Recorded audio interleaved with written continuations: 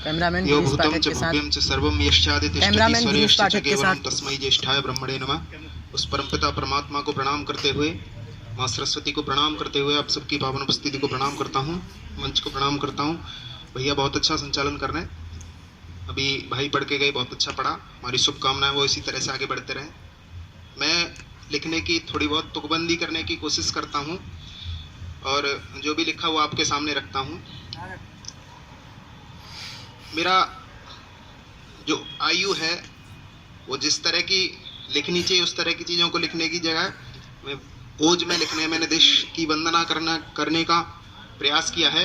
तब मैं कहता हूँ कि शहीदों के गुलामी छोड़ते अरमान लिखूं मैं। ये मेरी भावना है।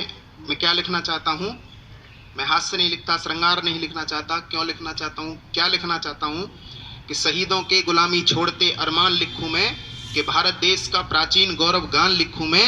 ये मेरी लेखनी जब जब लिखे तो हे मेरे ईश्वर, हर एक दिल में हर एक धड़कन में हिंदुस्तान लिखूं। हम अक्सर बात करते हैं कि आज़ादी, एक पंक्ति हम सुनते रहते हैं, दादा सुनते हैं, सब लोगों ने सुनी होगी कि दे दी हमें आज़ादी बिना खड़ग बिना ढाल, साबरमती के संत तूने कर दिया कमाल। मेरा विचार अलग है। मैं थोड़ा सा इससे विपरीत होकर के एक बात कहता हूँ कि केवल चरखे से आज़ादी नहीं मिली।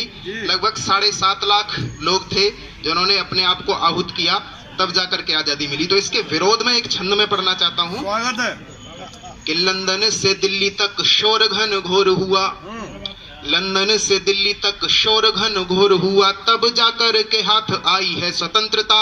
और छोटे छोटे बच्चे वृद्ध नौजवान नारियों के लाल लाल रक्त से नहाई है स्वतंत्रता। जो 7.5 लाख लोग थे, कौन थे वो लोग? कि छोटे छोटे बच्चे वृद्ध नौजवान नारियों के लाल लाल रक्त से नहाई है स्वतंत्रता।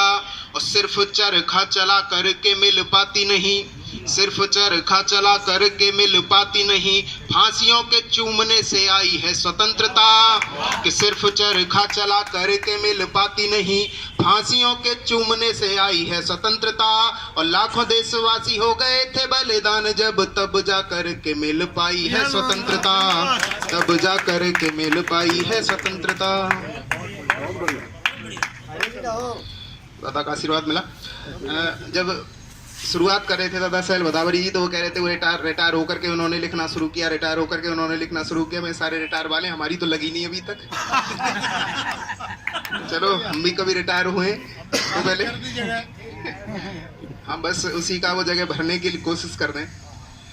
एक छंद निवेदित करता हूँ। पाकिस्तान पे हम अक्सर लोग बात करते रहते हैं। मेरे मन में विचार आया कि हम इसको बार बार छोड़ते क्यों रहते हैं।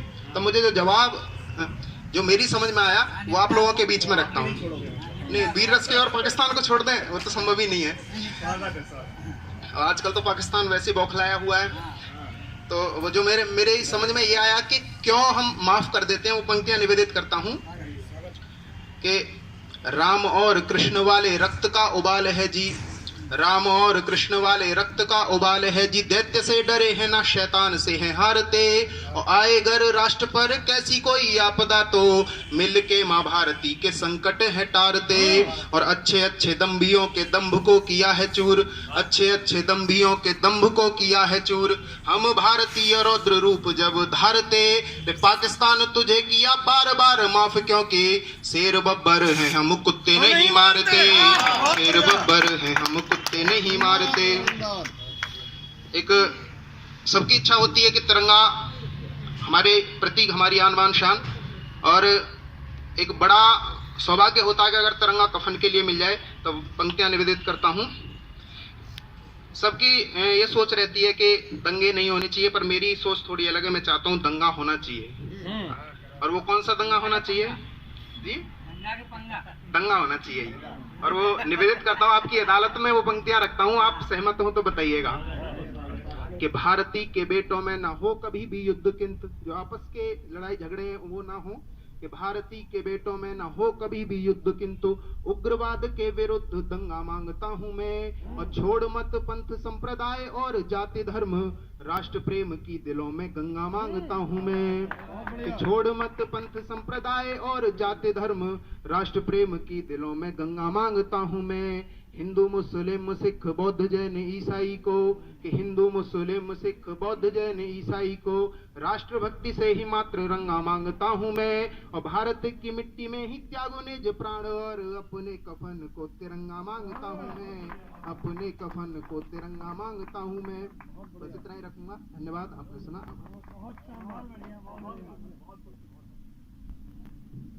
हमारे बीच में